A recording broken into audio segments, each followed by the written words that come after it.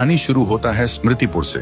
बाहर से देखो तो बस एक आम गांव, कच्ची गलियां, बिना दरवाजा और खिड़कियों के घर और साधारण लोग। लेकिन स्मृतिपुर की पहचान ना खेतों से थी ना मंदिर से। गांव के चौक के बीच जंगली पत्तियों से लिपटी एक पुरानी कुर्सी रखी थी। कहते हैं जो भी इस कुर्सी पर बैठता वो अपना पूरा बीता हुआ वक्त देख लेता था, खुशियां भी, गम भी और वो पल भी जो कभी लौट कर नहीं आते। लेकिन इसके बदले कुर्सी अपना कर्ज वसूल करती थी। बैठने वाला या तो पागल हो जाता या फिर मौत उसे जल्दी अपने पास बुला लेती।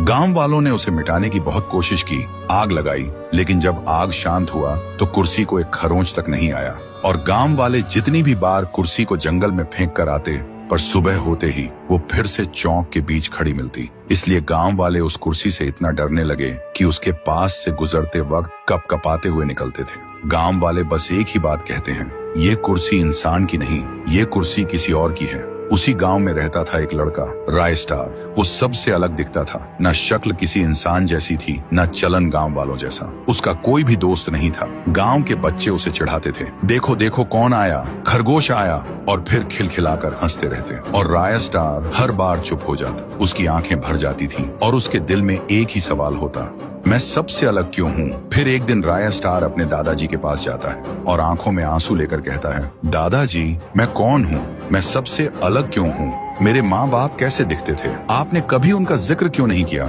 दादाजी क्या मैं इंसान नहीं हूँ, कहीं मैं एक एलियन तो नहीं। कुछ पल के लिए हवा थम जाती है। दादाजी राय स्टार की आंखों में देखते हैं पर कुछ नहीं बोलते। फिर हिचकिचाहट के साथ बोलता है, बेटा मेरा सिर चकरा रहा है, मुझे घर ले चलो। और उसी पल राय स्टार के दिल में एक और भी गहरा सवाल जन्म लेता है, दादाजी ने जवाब क्यों नहीं दिया, क्या वो सच में कुछ छुपा रहे हैं। उस दिन रात में उसे नींद नहीं आती। वो खिड़की के पास खड़ा रहा और बस चौक के बीच रखी उस कुर्सी को घूरता रहा। और उसके दिल में सिर्फ एक ही बात घूम रही थी, आखिर मैं कौन हूँ। फिर वो धीरे धीरे कुर्सी के पास आता है और उस पर बैठ जाता है। जैसे ही वो बैठा, आसमान का रंग बदल गया, बिजली गरज उठी और फिर जो उसने देखा उसके अंदर तक हिल गया। तो दोस्तों, आखिर राय स्टार ने ऐसा क्या देखा?